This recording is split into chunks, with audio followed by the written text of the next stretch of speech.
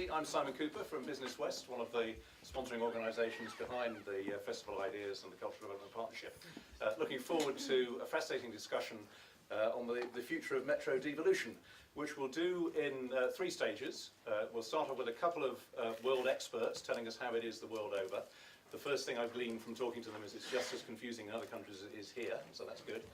And then we'll hear from our Metro Mayor and Bristol City's Mayor with a conversation about how what we've heard from around the world resonates with them in the local context. And then we'll open it up for questions from you. So do think of some good things to ask as you hear the presentations and the discussion going through. So our first speaker comes from Mannheim. He's the Mayor of Mannheim in Germany, has been since 2007. Re-elected for another 8-year term in 2015. Peter Kurz is also on the Executive Committee of the Global Parliament of Mayors, and his goal is a municipal policy that relies on the participation of its citizens in the process of change. Peter, would you like to give us your views on what this looks like from your point of view?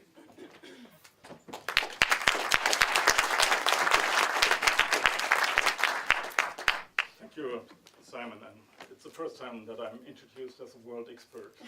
Thank you for that. From, let's say, the German perspective, I'm very much in favor of devolution. I'm not so sure about metro devolution, but I'm eager to learn about it, and we can discuss later on what's meant with metro devolution. I want to speak about, let's say, the other side of devolution, self-government. So devolution, of course, is a top-down approach, and self-government is more a bottom-up approach. And although we are speaking about the future, I want to start with the past. And I want to say a bit about the concept of the German self-government, or about the self-government concept in Germany. Unfortunately, this is kind of a law lecture. But I think it's there's a need to understand the concept. The concept really is 200 years old. If you think of Prussia, you think of military. But there was a reformer, Freiherr von Stein, and he invented, in a certain way, the concept of self-government, 1808. And he guaranteed the autonomy of cities, especially financial powers, without being dependent on the cooperation of regulating authorities. And his main motivation was to balance the relation between the state and the cities in order to foster citizen spirit and civic mindedness. I think this is pretty modern. It's 200 years old. And the second historic date I want to refer to is the Second World War and, let's say, the refounding of Germany. Of course, the basic idea or the basic intention was to establish a system of checks and balances to completely avoid a totalitarian central state as we experienced it the 12 years before.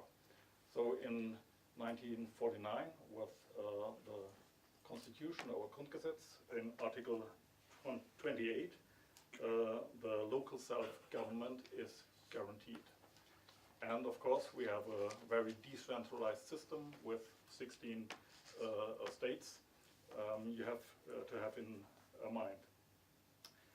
We speak legally of 5 areas of sovereignty: financial, territorial, planning, personal, administrative. So the term sovereignty may seem very strange to foreigners, but from a German perspective, it's a legal phrase if we are dealing with questions of self-government. You must know that public administration in Germany is really mainly a matter of the federal states and the local authorities.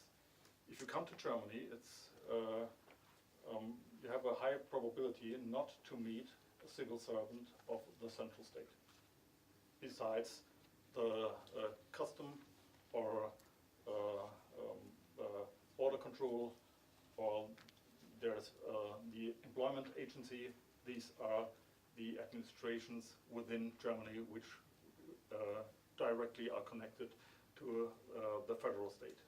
but all the rest are civil servants of local authorities and the states. We have shared competencies regarding security and regarding education with the state, and the fields of social affairs, health, housing, utilities, economic development, transport. These are the responsibilities of the local authorities. We have three different kinds of tasks on the local basis. There is one mandatory task according to instructions. Then there are mandatory tasks without directives, and then there are voluntary tasks. So these are the three tasks of a local authority. I'm in charge as a mayor for three of them, all of them, and the city council is in charge of, let's say, the tasks, the mandatory tasks without directives and the voluntary tasks. But even in the mandatory tasks, according to instructions, we are kind of free to develop our approaches. For example, we are responsible in that field for the inclusion of handicapped people and for all what they need to deliver. And we realized that it's much better for the clients and for us to have more staff directly connected to the clients to figure out what the needs are. And this is our possibility to do so, even in that field, which is rather limited. And the other fields are even with more competences for the local level. So we are, for example, the field of voluntary self-government tasks, green areas, museums, theaters, sport facilities, youth clubs, economic development. These are all voluntary tasks, so-called voluntary tasks. I don't know how to get a feeling of the power of a local authority in Germany, maybe with some economic data. My city is a city of 320,000 inhabitants. Our budget is 1.4 billion euros a year, and this doesn't include our utility company, which is listed on the stock exchange and of which we own 50.1% of the shares. It doesn't include our transport company, our housing company, our site development company, our hospital, our congress center, our business incubators, our parking garages, our municipal markets, our little airport. So these are the turnover of these municipal companies is much bigger than our budget. But of course, this is a powerful tool. So I think the people experience and expect that local government is agile and able to tackle new tasks. And what is important, we spoke this morning, another session, about silos. I think to have devolution, it fosters the horizontal approach of administration, because you're talking about the space and the placemaking. And this is a horizontal thinking, and you don't have it in silos from a central state. I want to mention that the German cities lobbying for their rights within Germany, within the states, but also within Europe. So last week, a group of cities of my state was in Brussels to lobby against the cut of the funds, of the social and regional development funds of the European Union, because we all fear of cuts because of Brexit. So we are lobbying against it because we had a special experience with these kind of funds. And I would say our experience as a country is a pretty good experience.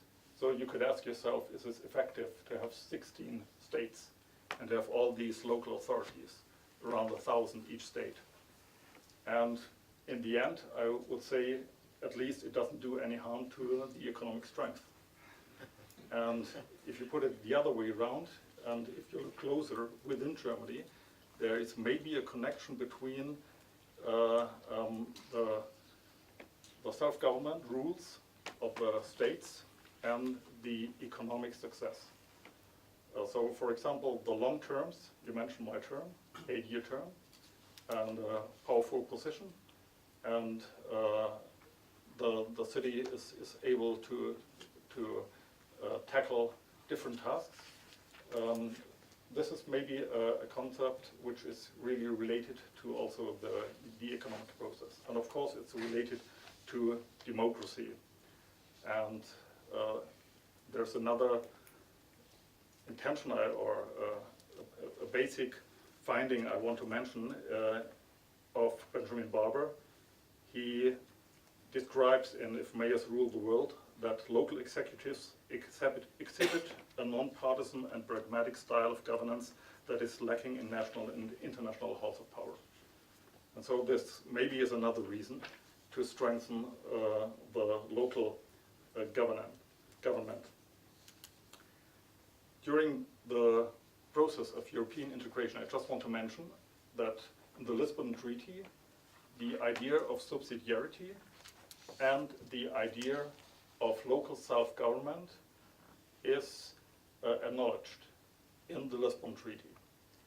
And of course, because maybe it's difficult to refer to the Lisbon Treaty in the future for UK, I want to mention another legal framework.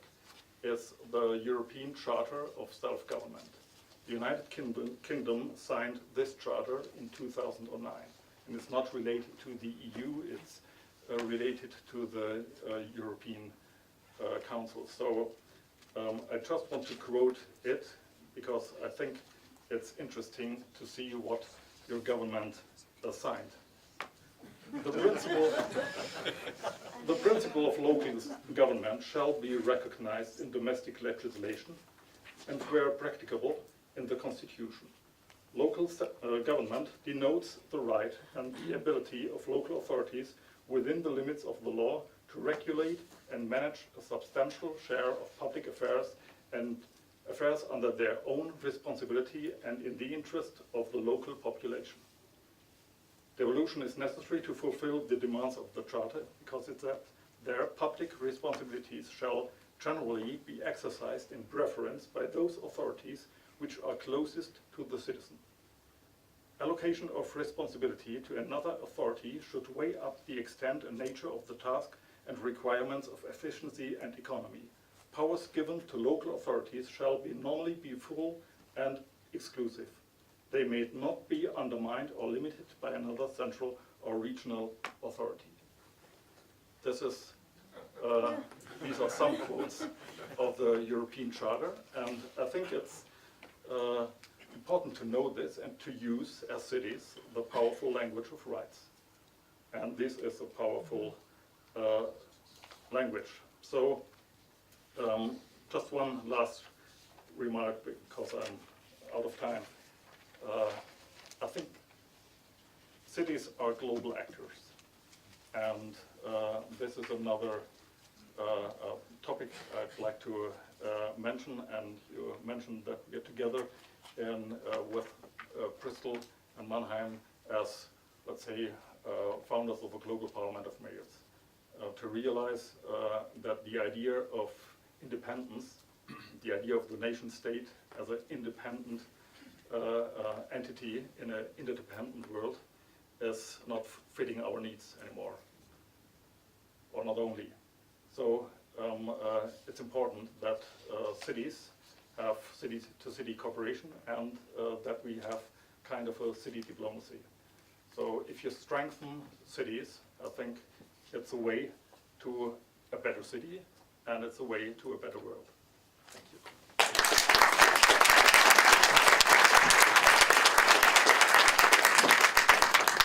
Thank you, Peter, and I can see a few of my colleagues on the panel thinking, let's print that quote on the back of our business cards, because that will be very useful in discussions with central government.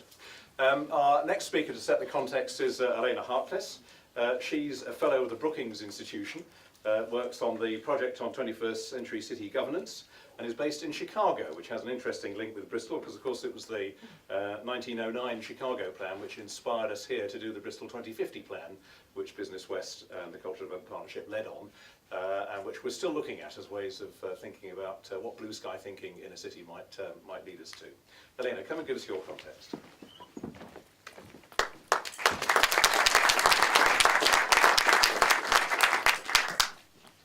Just 1 second.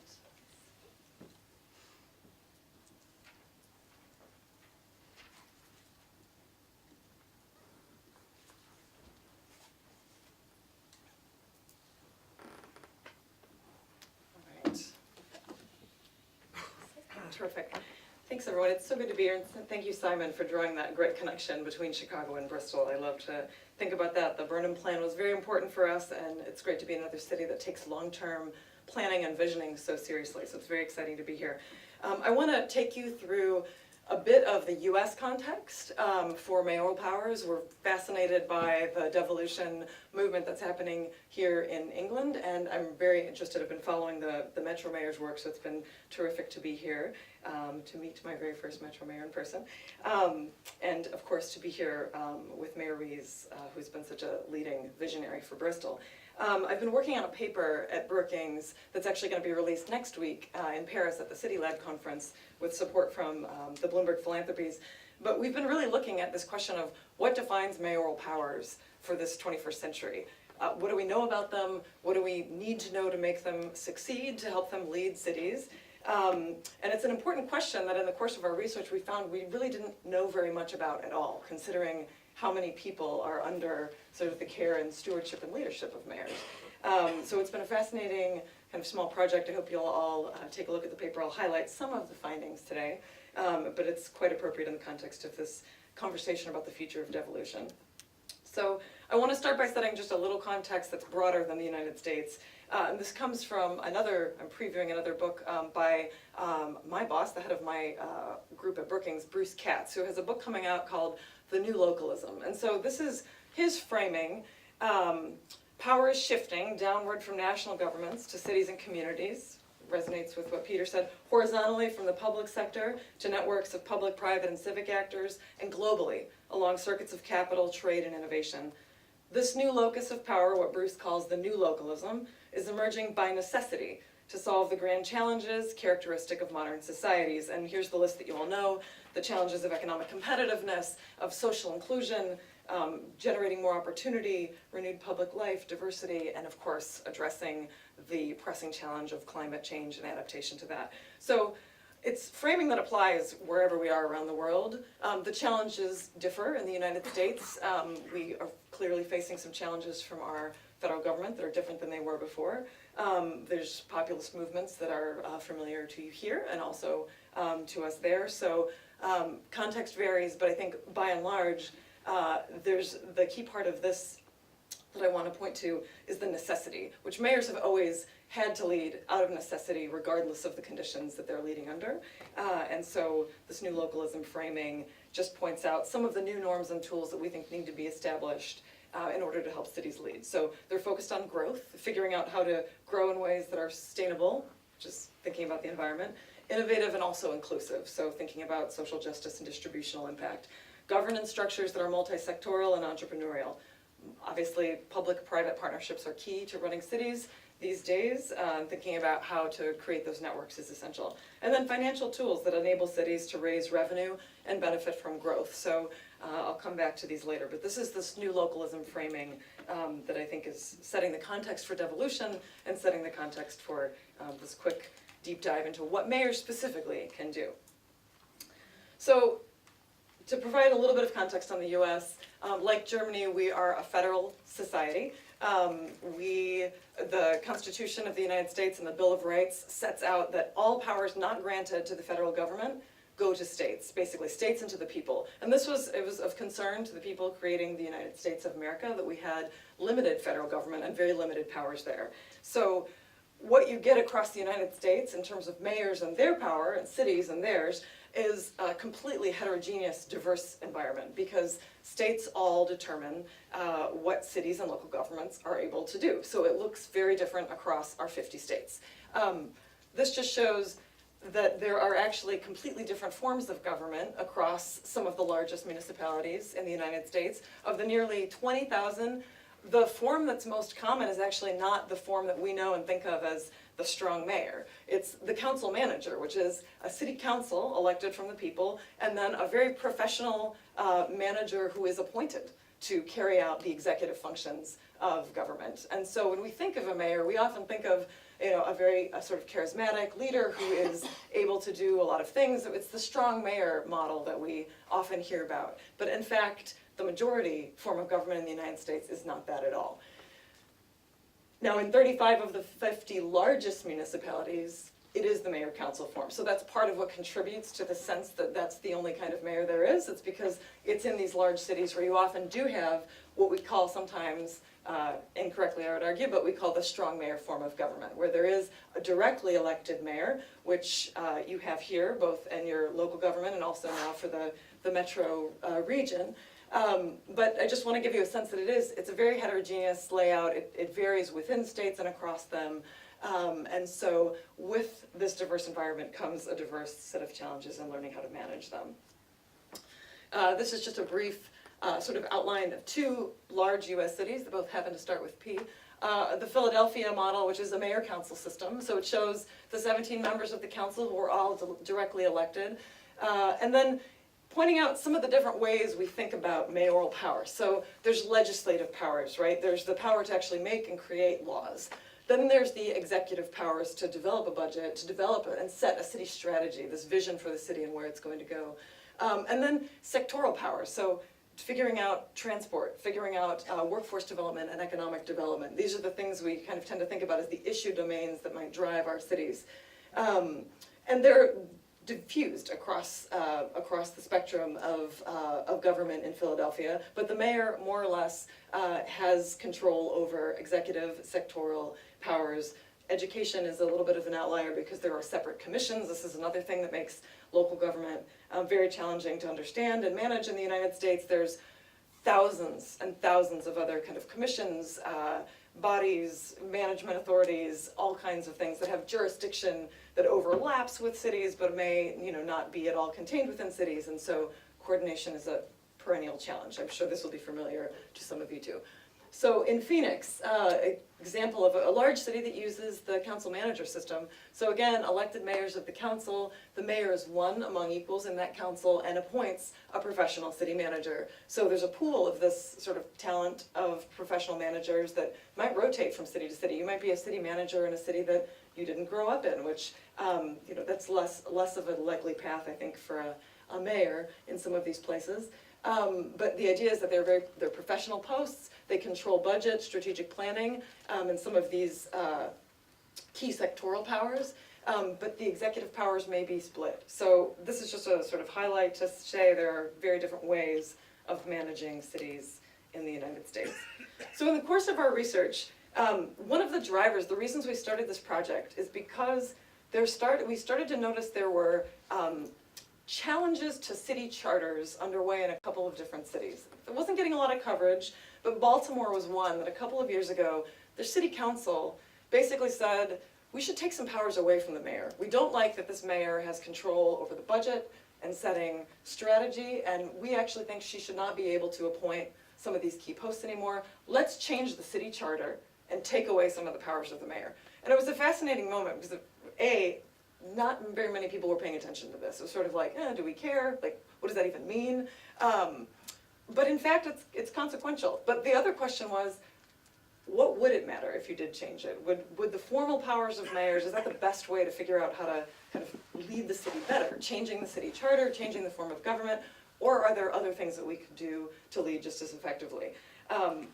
This is a piece of data from an annual survey that's called the Menino Survey of Mayors, put out by Boston University. And it's fascinating because it surveys actual mayors about a number of different things. But this particular data point is what you think you have more control over than accountability for, and then what less control over than accountability for. So here's all the things city services, crime, economy, economic inequality, schools and infrastructure. These are things that mayors are saying, we don't actually have power, but everyone's holding us accountable. So this is what the public's paying attention to. On the other side, these are the things that mayors said, we have control over these things, but nobody's really paying attention. So tax rates, financial management, personal traits, this is things that like we just can't control, don't have accountability for. And it's interesting because the different ways that governments are set up in the United States have very different degrees of control versus accountability for different mayoral powers. So having a directly elected mayor tends to bring a greater sense of accountability, because for the complete agenda, whether you have power to move the needle on any of these things or not, you are, every so many years, subject to an election for people to say how they think you're doing, whether or not you have control over these things. In the appointed side, it's a little bit different, and accountability is murkier, but one of the findings from the paper was, in general, you want to have accountability, you want to have some way of linking your leadership to outcomes in the cities that you live in. So one of the key, this is kind of the heart of the paper for us, and this is where a mayor's power is coming from. So the formal powers that we talked about before, to set strategy, to make laws, to tax, to borrow, to lend, these vary widely and by and large are very constrained. They're constrained in US cities by the federal government, by the state government, by other levels of local government that might be overlapping and coordinating, but they are formal powers that to some degree or another mayors have to execute the agendas that they have for their cities. On the other side is everything else that mayors use to get their agendas done. And so these don't get talked about as much, but it's the sort of softer side of mayoral leadership. So it's building and maintaining and activating networks of cross-sector partners. So everything that needs to be done to implement an economic development agenda relies on getting the business community together, getting a lot of other local leaders together, and working jointly to implement a shared agenda. So that network capacity is incredibly important and kind of hard to define and talk about. Partnering with intermediaries, this is another. So being able to work effectively and identify the kinds of groups outside of government that are charged with this sort of networking capacity and this sort of public-private partnership. Some are better than others at different kinds of things. Universities emerge often as a kind of intermediary partner that help to get things done, to bridge research and practice. But the skill set to be a public sector leader and understand that many of the resources that you will need to execute on your agenda lie outside the public domain is very specifically important. And then this learning, continually improving and sort of innovating, this is like process management, and a lot of these ideas are kind of strewn all over the place from business literature, public management literature, but to be able to run an effective operation, you have to constantly be learning. And in this kind of world where we have so much more data and information that's constantly coming at us, this is a really important skill set for mayors and their staffs to have. So we really wanted to draw a distinction in this work between the formal powers that mayors have, that may be in flux, that may be changing, that may be extremely limited, and these capacities that help mayors govern in spite of them. So again, over and over in our interviews, and we talked to a dozen or more experts, this idea of network leadership just came out over and over and over again as the key thing that enables cities and mayors to succeed over time. So you have Bob O'Neill, who used to manage he was the executive director of the ICMA. In every successful city, you have people dedicated to the tasks of network leadership. And then Richard Schrager, who's just written a wonderful book called City Power, which I highly recommend to you. The political ability to get things done is really about leveraging certain kinds of networks. And he goes on to say that your kind of capacity to get things done varies directly with your ability to work on networks, especially in places where your formal powers might be limited. So we have a set of recommendations around strengthening mayoral powers that I think, in light of conversations around what's needed here and the devolution agenda and these brand new combined authority mayors that are setting up their offices for the very first time, the things that come up to the top for us are building, maintaining, and activating these networks, figuring out the information and data flow and high capacity to manage that. Leveraging public assets, this comes up over and over, and figuring out sophisticated tools and vehicles to maximize and capture the value of public assets and then distribute them in a way that helps us to implement these social inclusion agendas. Strengthening domain-specific knowledge, this comes up over and over for things as diverse as the climate change response, refugee integration, economic development. And then, I'd mentioned this, but cultivating partnerships with specialized intermediaries. I know there are several examples of them here in Bristol. We have a whole handful of others. In our initiative, we are working on something called the BASS Initiative on Placemaking and Innovation Districts that is all focused on thinking about who's providing this kind of networked innovation intermediary skill set in places that are trying to grow in that way. And then finally, navigating changing governance arrangements. So here, the Metro Mayors, I understand, are kind of coming together in a learning community, trying to figure out how to navigate this shift.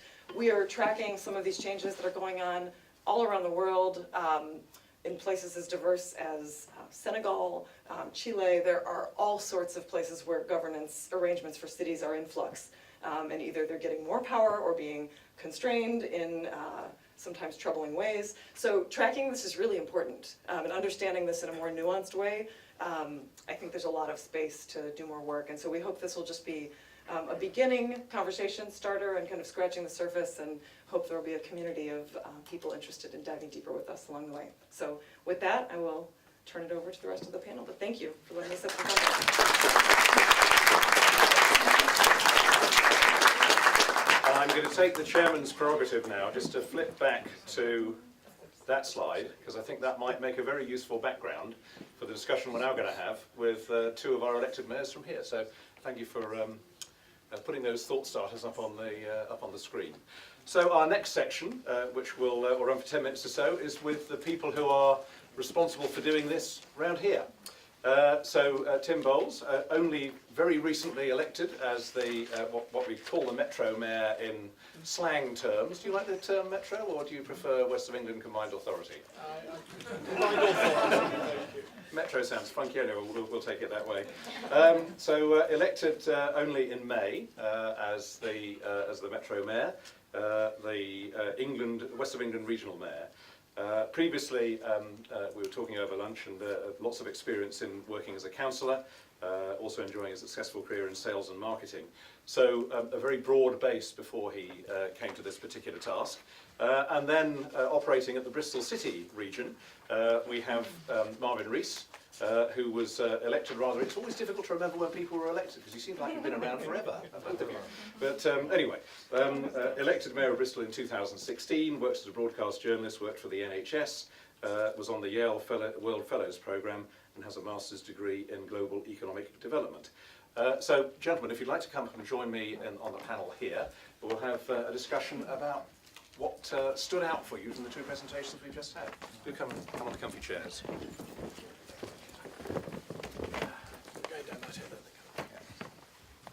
And then later on we'll ask Peter and Alaina to join us again to have a broader discussion. So, Tim, can I start with you? Was there one particular thing that really stood out for you from what we've heard so far from, I'm going to keep calling them world experts because eventually it'll stick. So what did you learn from our world experts? It's always good to get different perspectives, and you know, one of the things that always comes out with me, whether we're talking amongst colleagues in this country or internationally, is that actually a lot of the challenges that we're all facing are things that are common across the globe, certainly across the country. So I think it's always really exciting to be able to get different perspectives. But one or two of the key things that came out, I think, were really about, and one of the last slides I thought was really important, it was around about that piece about networking. So I think that's really important. For me, one of the really exciting things about having new, and I'm going to call us regional mayors, because as we all know, and we may get a chuckle over this, a lot of people in the region do have a sort of slightly negative view of the word metro when it comes to one of our mass transit public public transport systems. So we call it the regional mayor here. But it's about coming together to try and make some real differences, and it's about that networking. So working together at those aspects that fit into the combined authority will make us stronger as a region. And I know Marvin's really committed in terms of his networking with city mayors around the world and the work they're doing. And also from my perspective with us as the new regional mayors, we're coming together in terms of networking to make a more powerful voice. And I think that was really important that was coming out, is as a combined authority we've come together to network to give ourselves a stronger regional voice, and I know we're doing it therefore from both our perspectives in our respective areas and getting that network to make a stronger voice to make a difference. That was really powerful, that was coming out there. Marvin, what resonated for you in what you've heard? Yeah, and I'm not emailing while I'm making notes. Well, I think first thing for me, I love this Bob O'Neill quote. In every successful city, you have people dedicated to the task of networked leadership. So whether it's been Robin or Carrie here, this is what we've been working on in Bristol, making the case that what people receive from Bristol is never the result of some sterile relationship between a needs analysis, a commissioner's decision, a commission service, and an individual, whether that's health or housing or children's experiences. So we've said, how do we capture that collective impact we all have on Bristol? So one of our stories is that we fill the room with, we do this every 6 months, we get chief execs, about 75 to 80 chief execs, collective spend about 6 billion to 7 billion pounds. You could take a billion, and between us employing 60 to 70,000 people. And we said if we all in Bristol said we want to have 3 outcomes, we could go a long way to delivering that if we looked at the way we spent our money, the way we employed our people. And as a city at the moment, our challenge is how we capture that, how we begin to mobilise that, both build the culture that enables us to mobilise like that, and actually build the structure that allows us to mobilise that kind of collective impact on Bristol. And we will have an impact on Bristol, whether we coordinate or whether we don't. The chaos or the organisation will impact on people's lives. And I think the second thing I just pick up is our interdependence. So we're interdependent within the city, but actually cities globally are interdependent. So I sit with Peter on the executive of the Global Parliament of Mayors. We're hosting the GPM in Bristol next year, which we're really looking forward to, 80 to 100 mayors from around the world in the city. And what we're saying actually, where national governments are dropping the ball on everything from climate change to inequality to democratic legitimacy, it's cities where that can be delivered. And actually cities have a vested interest in building a global network of cities to support each other and to begin to look out for each other's interests. That horizontal point came up a couple of times. The way we seem to work in the region and in the city is a horizontal caring for what happens to the people who live here, rather than the siloed effect of what happens in education, if you're the Department of Education nationally, what happens in industrial structures, etc., etc. Is that important for both of you in the way that you operate? Yeah, I mean, there's a really nice little anecdote. So I had my boys at their athletics club a few weeks ago, Bristol West Athletics Club, great club. And I was on the touchline, and the headmaster came up to me and started talking to me, and he said to me, if I could do one thing for the students in my school, I'd make sure it's a primary school, I'd make sure they all had a kitchen table. Now, obviously what he's talking about is having a kitchen, a place where people could eat around the table, but also a place to do their homework. But it was interesting for me that, obviously he was just making an illustration, but the key point of intervention in the children's education experience was not necessarily an educational input, it was the stability and the shape of the home. And I think we could look at that all over the place, whether people go into mental health services, when they come out, what they need is a house, a home, a stable home with furniture and access to a good quality employment. And yet we'll look at mental health services, for example, as the sole determinant of people's mental health experience. Actually, it's a collective act, and we act collectively to create the conditions in which we are or are not likely to have successful lives. So we have to capture that, not only as an opportunity, but as an absolute necessity. Tim, when you came into the authority, there are a number of collaborations already happening, which are now sort of in your office. How far do you think they've progressed, and how far do they have to progress in future? Well, I think you've come up with a key point, is as a region we'd already started to come together to work in those areas where it was strategic, whether that's around how we were looking to address the challenges around transport, around new homes and so on and so forth. So that work has been started already, and therefore it's vital that we're continuing to drive that forward, because go back and touch a little bit on, you mentioned silos, and it's a phrase I hear mentioned so often, and it's one of those I'd love to almost get out of everything we're talking about, because Marvin's right, it's actually about what it ends up meaning to individuals and to people. And that's what really matters. We're all working at those levels, at those different parts of the structures, to make real differences to everybody who lives here. And if we start joining those people up, you're right, in too much of the government, because of the way the country's been run, we are one of the most centralised ways of running government, certainly in Europe, if not the world. We need to soften that down a bit so people in the regions can join up those pieces in all of those elements to make those differences, so you haven't got those silos in different areas. Because Marvin's right, education affects everybody and everybody's future, but it has so many other effects, and in the same way that health and so on, you've got to pull those things together. We've started it already in some of those areas, and I know we're all really, really keen on driving those outcomes for people by bringing some of those thinking together about how we make a difference. There's been the comment made that it's quite confusing to know who's in charge of what between the two of you, but also in other structures that are coming into place. But actually, if you take Alaina's chart behind us there, if you do the right-hand side right, the networking and the working with partners, etc., it doesn't really matter what's on the left-hand side, does it? Or is that a matter of the power that you get from government? Because I was interested, Peter, saying that cities should take their rights to have these things. Now, I remember back in as far as the 1990s arguing for regional devolution, arguing for elected mayors. I remember being on a Bristol Democracy Commission in the 1990s, which said there should be elected mayors, and it was like rocket science. And now we have the rocket scientists on stage with us, which is great. But it felt to me like it was pulling teeth to get that power from central government, rather than, as Peter described it, a right which cities would deserve. How does it feel at the Rockface where you're working? I'm going to go back and just really sum up on the principle behind combined authorities and the way I think governments have thought about it.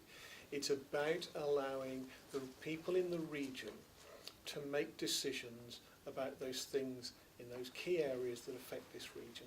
Therefore, I think it is vital we've got this really, really clear defined structure. And go back, and we were talking earlier about phraseology and different terms. When I talk to friends in the States, and I'm very proud to be a parish councillor, that's where I started trying to make a difference in the community I lived in. Talk to somebody in the States about parishes, and my word, it gets even more confusing, because that's a new level that wasn't even on the chart. I think it's really important that everybody just understands that we have got people who are elected, who are committed, who are driven, are passionate about delivering those respective responsibilities they have. And it doesn't matter to me what our titles are in that sense. It's understanding what we're both here to do. And vital for Marvin that we all support what he's doing to make differences here in the city, and same with my colleagues in Bath and North East Somerset and South Gloss. And we're here to complement and help in those other areas that pull us together. So when you sit down and talk to people about it, they get to understand that piece. So it's really understanding that we're all here to be doing the same things, and it's vital that people recognise how we are strong together, but very clear on where our respective roles are. Marvin, does it feel like you have rights to the powers that you have, or have you had to fight for them? I think it's very complicated. This chart about what you're accountable for versus what you have control over is a really interesting one.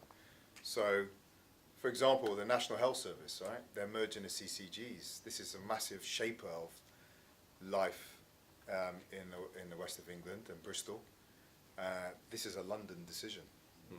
Right? Our academies, London decision. We had the Infrastructure Commission come down just after I was elected, and they have their cycle of making decisions. So we're in the process of trying to write a plan for Bristol that takes us up to 2050. We're talking about this on Friday. Well, there are national bodies, elected and unelected, that will be making decisions that will impact on our ability to deliver that plan, and they won't necessarily see themselves as needing to serve the plan that we regionally agree needs to be delivered. So there's an up and down there. I think we need a very formal, and that's not to make it sterile, we need a formal process of rebalancing sovereignty between the national government and regions and cities, and it needs to be put on paper like this. Thank you. I'll give you an example, and I'll give you an example why that needs to happen. Let's take Brexit, right? Which way you voted? I voted to remain. But one of the warnings I pointed out at the Conservative conference last year was that the big irony is that a lot of the Brexit conversation was about taking back power and sending a message to Westminster, but the conversation around devolved power, taking power back, stopped in Westminster. So you're empowering a very political layer you said that people were trying to send a message to. And now the negotiation, the conversations were not talking about will empower British cities and British regions, they were talking about taking it back to Westminster. And then I'll share with you, which is a challenge, and I hope this is not a party point, this is about, one of the things I say with Tim Warren, who's the leader of Bain, things that pull us together at a local and regional level are stronger than the things that pull us together at a national level. The national political fissures do not map easily onto the local level where we want to get stuff done. That David Davis has not, well, he may have talked to you now, I think, but he has not come and talked to the core cities, the 10 biggest cities. There you go. Sorry? Hello, David. It's probably David Davis. He's not come and talked to the core cities, the 10 biggest cities outside of London, about what we need from the Brexit negotiations. So what you're getting is a Brexit for Westminster, not a Brexit for the 10 biggest. If you just increase the productivity of the 10 core cities to the national average, you'd add 70 to 90 billion pounds to the national economy. How are we making sure that these negotiations are going to deliver to enable Bristol, Liverpool, Manchester, Leeds, Sheffield, Nottingham, Cardiff, Glasgow to get their productivity up and benefit the economy? We're not. So this is it's a real, because it's so spongy. It's a problem.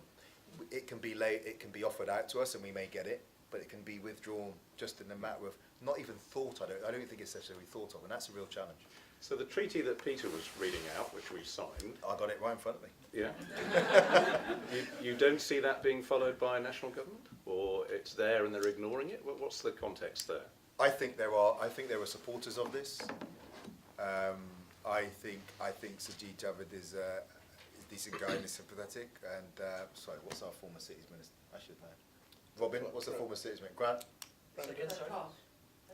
Greg Clark. I should have known. Ask the audience. I think Greg Clark was a big supporter of cities and was very supportive of core cities in that sense. So I think some people get it. And obviously Osborne was a big driver of devolution when we talk about the Northern Powerhouse. But as in with any organisation, with any party, everyone is in different positions. Yeah. So we need those voices to be given support.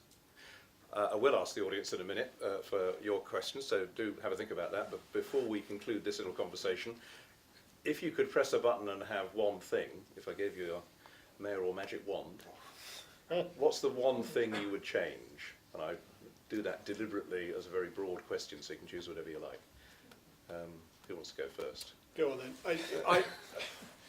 I'm often asked this, and my standard answer is actually it needs to be hundreds of things. But the one thing I'd really like to capture, apart from finance, direct devolution of cash for us to make real decisions, the thing I'm passionate about is around skills and education.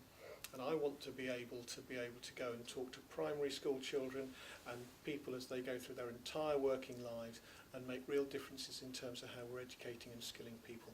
That's something I personally am passionate about and would like to see, because I think that'll make real different outcomes to everybody, both the people that are here already and future generations.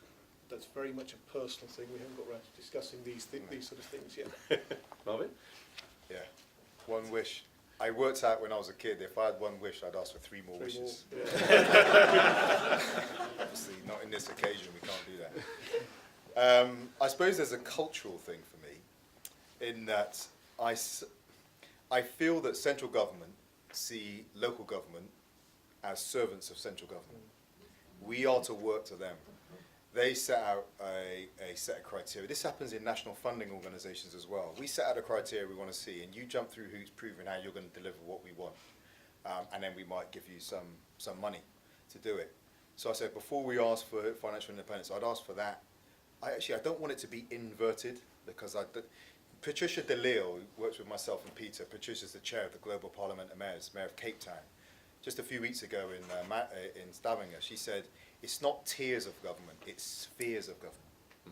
Which is a nice one, it rhymes, but two, it does capture it. I don't want to dominate, I just want national government of all parties to begin to understand that what they need to do is create the conditions for us to get done what we want to get done. Now, clearly we need safeguards, we have our democratic accountability and so forth, but again, support the cities and the regions to drive forward and deliver, and it will support the country. My concern, again, sorry about Brexit, but my concern is that as things become more hazardous over the coming year and a half of these negotiations and become more unpredictable, that Westminster will cling tighter and tighter onto the tools of decision making, because they won't want to see what they say is lose control and take chances. They want to control it more. So to really reorient that, the nature of that understanding of that relationship between the cities and regions and central government, to me is essential. Thank you. Can I ask Peter and Alaina to join us in the two remaining comfy chairs? And if anybody would like to ask a question in the remaining period, so hands going up already, that's what I like to see. Okay, thank you very much. My name is Robin Hambleton. I'm an Emeritus Professor of City Leadership at UWE. Can I say thank you to all the speakers, a really fascinating discussion. And I'd like to just push us a bit further along this debate about local-central relations, because we've heard from Peter how in your country you have constitutional protection for local government and serious fiscal power. So it seems to me that's what we want in our country. I think, Alaina, you showed also how power is so dispersed in your country, and place-based power is much more valued. So I'd like the panel, I think there's a lot of agreement in the room on the need to strengthen local power, but could maybe the panel think a bit more about how can we do that? So what steps can we take to make this shift take place, because it's holding the country back to have a super centralised state. And I'm sure the panel's got some ideas about how to make it happen rather than just show us the possibilities. Thank you very much. Who wants to take that first? How do we make this happen more? I could just add one. I think one way to drive momentum around this is by showing in quantitative terms how essential city powers are to achieving national objectives. So we talk often about the just sort of de facto economic power that cities have and hold, but there's a whole bunch of other commitments that nation states are on the hook for. So committing to the Paris Climate Agreement, refugee integration, like name the Sustainable Development Goals, right? There's a whole set of quantitative indicators out there. They may be more important for some countries than others, but I think continuing to make the argument that specific powers lead to cities' ability to contribute to those national goals and targets is a really important piece of this puzzle. Small piece. Peter, do you have a comment? I think to clarify that the strength of cities is an issue, is a political issue. I think it's not very high ranked on the agenda. So we're speaking about networking.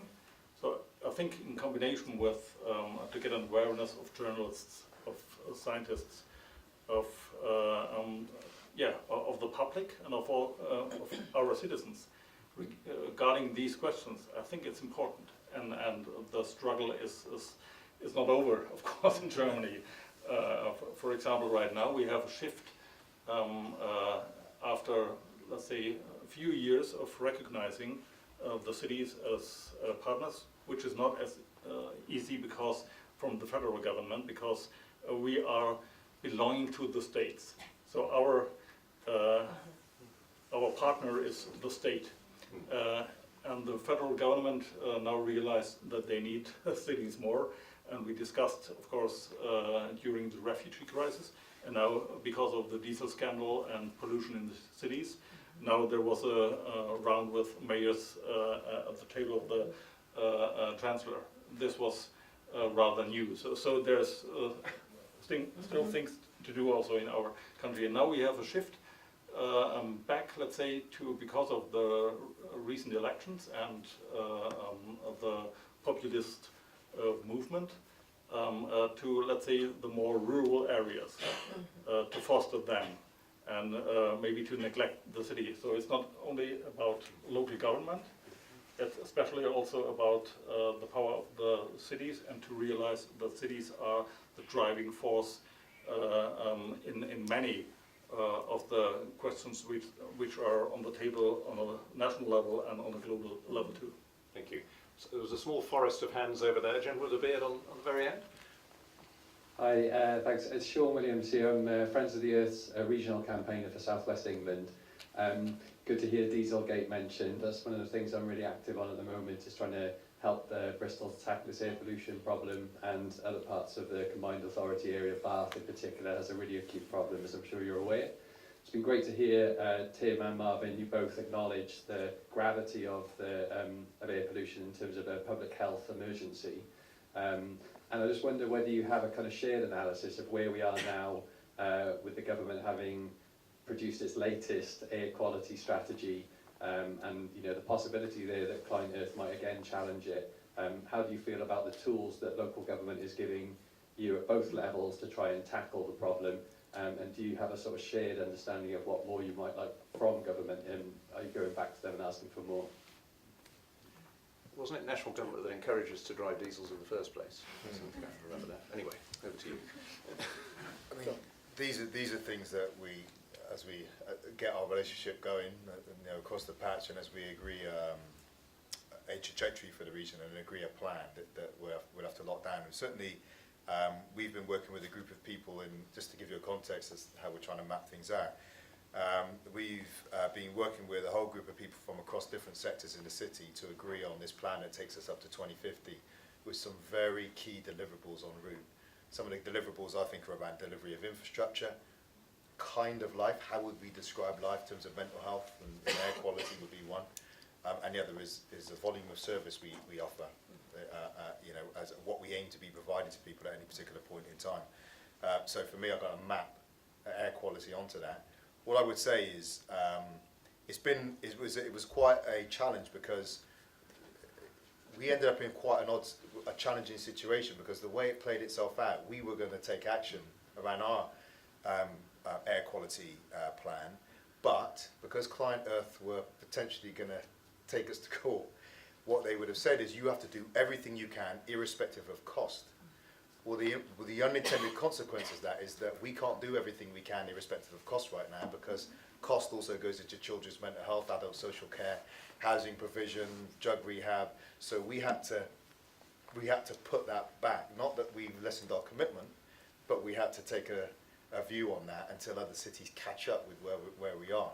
I think one of the lessons is we've got to think about unintended consequences of the way we act, because actually what we want is partners to help us get stuff done, not just to take us through the courts. What I'd also say is, what I'm very keen on when we talk about what we do around environmental action, is that we have to, it has to go hand in hand with questions of poverty and social justice. And I think that historically, one of the challenges around environmental action is, and I'm not saying it's you, right? My friend used to be chief exec of friends of Andy Atkins, actually. I used to work with him at Tier Fund. Is that it sometimes hasn't taken account of poverty. So I've heard people say, well, if people just pay a little bit more for locally sourced, and if, well, some people haven't got a little bit more. And some people don't have the emotional space when they're trying to feed their kids tomorrow to think about existential threats to the existence of humanity. So we have to hold those two things together. So when we're thinking about action we take around diesel cars, I said to someone, well, who won't pay? Well, people who get new cars. Who gets new cars? Wealthier people. And what happens to poor people who bought their diesel cars 2 years ago? Used their 5-year-old diesel cars, whatever. So I'd be really interested in talking about how we map that out and how we take this journey in a way that cleans up the air, gives us our our environmental responsibility, but also takes our social responsibility along with it and brings the city together around it. Tim, looked at from a regional point of view, there's a lot of travelling around that needn't necessarily happen if we had things planned out more strategically. Is that one of the solutions that can be Thank you, Sean. You must have read my mind, because that was the direction of travel I was going to go in. And I think Sean's point is a vital one, and we've got to sort of build that into everything we're thinking. In terms of what we're thinking of collectively in terms of longer term strategic planning around transport, housing, where businesses are going to be based, how businesses and connectivity will evolve, and please, I always drive forward this bit about connectivity, including the new digital technology for the future, because digital technology will hopefully mean we don't all have to walk out of the front door every day and commute distances. But I think Marvin's point about that inclusion is vital as well. If we've got that connectivity to ensure that people can access new jobs, new work, and start benefiting from that growth in the region. All of those things fit in to how we can make at that strategic regional level differences. So individual city air quality plans are something we can support and work with, but we can start looking at, because of the advantage of us having ability for us now to work and think collectively regionally, to think at that slightly more collective level about how we tie those things in. When it comes to housing, it's a case of how are we going to build those houses, what are the build methods, how do we incorporate technology into those homes to make real differences to people in the future. It can feed into everything that we're thinking about, and that's where we can make sort of bigger differences in the future. We lead the world at the moment in autonomous vehicles and things of that nature. How can we drive better new forms of links in terms of transport that are accessible to more people, to get people out of cars, necessarily even creating new ways that are more low carbon based around even that public transport. And for me, the other thing is, it's actually how we try and capture some of those low carbon technologies and industries here in the region as well. So not just do we benefit from the new technologies, but we also capture some of the economic growth and benefit around it, so we can develop the region as a real beacon around that. So that's where I think we can fit in as the combined authority with the respective unitary authorities to help them deliver on their local visions, and we can make a difference regionally.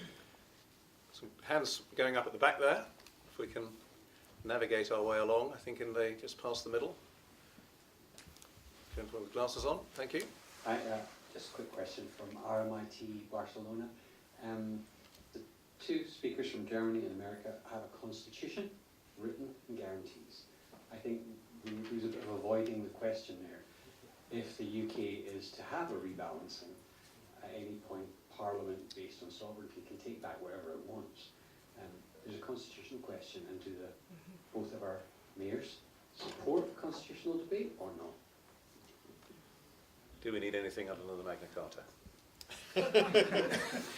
I think our biggest responsibility in this is actually coming together and proving delivery, and therefore proving the reason why the argument for more regional responsibility is something that government can sign up to. And we can do that as collectives of city mayors, the core cities in the country, and we can do that now as the 7 regional mayors, because it's important that we remember how London has evolved as well. They've been around longer than we have, but in terms of those principles, there are things around all of that. So I think our piece there is coming together, providing the delivery to show that it makes real differences and puts forward such a compelling case to government that they should be supporting what we're doing and making sure we've got that opportunity in the future. Can I just flip it a little bit? And I think government should prove to us how they're creating the conditions for us to be able to flourish. Yeah. If they're making decisions that undermine our ability to flourish as a city, then they need to be called out on that. And unfortunately, one of the challenges we face, that we're not always helped. I mean, the current political, and again, it's a city region to Westminster point, is they haven't always helped us. So I think we do, and we do feel the burden of needing to prove ourselves to government, and that's really important, because I think we should, because to be perfectly frank, as a region, as a city, we haven't delivered, as what we should. And again, when I talk about the things pulling us together at a local level, with myself, Tim, and Matthew, what you have is a group of people that came together because we are committed to delivering real stuff, real change. The infrastructure and the social outcomes, we want to get that done. So we do it with a good dose of humility, but there's a limit to that, because, like I say, national government has to deliver for us too, and they haven't. A couple more questions, I think, before we conclude. James at the back there, let's pass the microphone on. That's mine too. James Dury from Business West, also involved with a local enterprise partnership, so I certainly know a couple of the colleagues up on the top panel there. Just from a local perspective, we have a joint transport study, which is, we think, going to move into a policy of some shape, which is looking at sort of £8 to £9 billion worth of investment over the next 20 odd years, and that really throws up a much bigger challenge about how we bring in new investment. And I think lots of it's talking about how do we get money out of a UK government or elsewhere, but clearly this is talking about going from £100 million a year to sort of £450 million a year of investment, if it on a straight line basis. But anyway, it's a big numbers, it's a big challenges, and I just wonder how you as our two of our key players clearly fronting to the outside world, to government, how you think that's going to get delivered, and how you think potentially a new approach is required to bring that forward for us to be successful? Yeah, exactly. Thanks, James. I mean, as you know, we are working on how we're coming together as the West of England region, and it was interesting when we were talking just before we started about how do people globally see the region. We, as you know, and I'm sure lots of people in this room know, we have an incredibly compelling offering about what we as a region have to offer.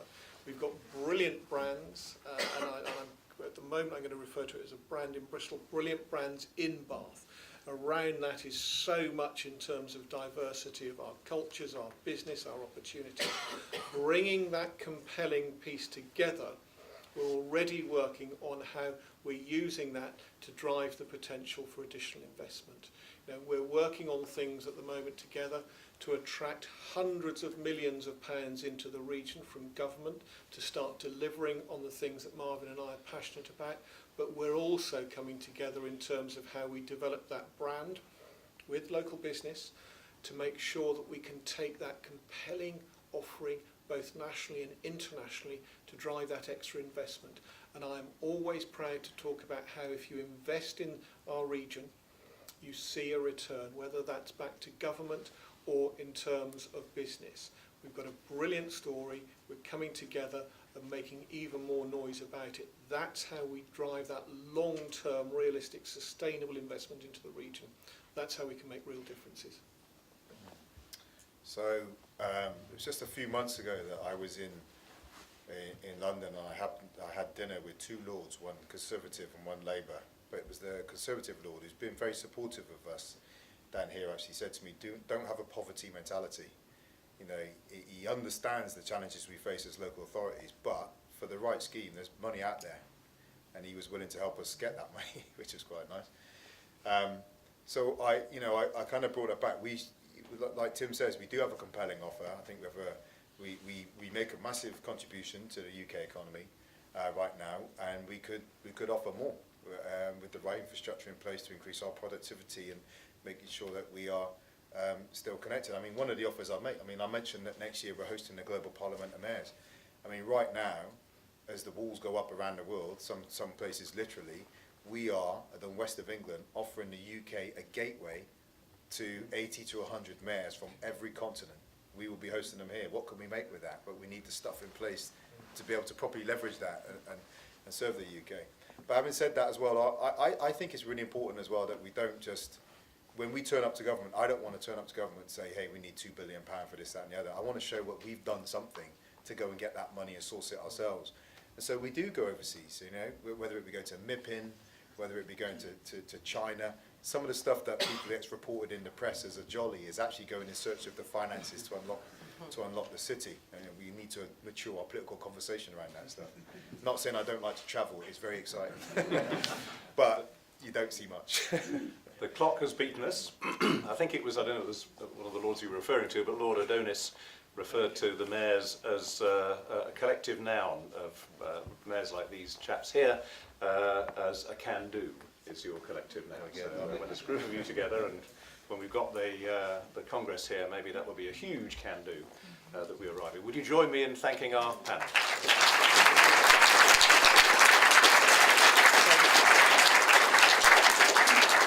And thank you for your interest in cities of the future. Enjoy the rest of the afternoon and the next 2 days. Thank you. I'll give you a lovely anecdote on that.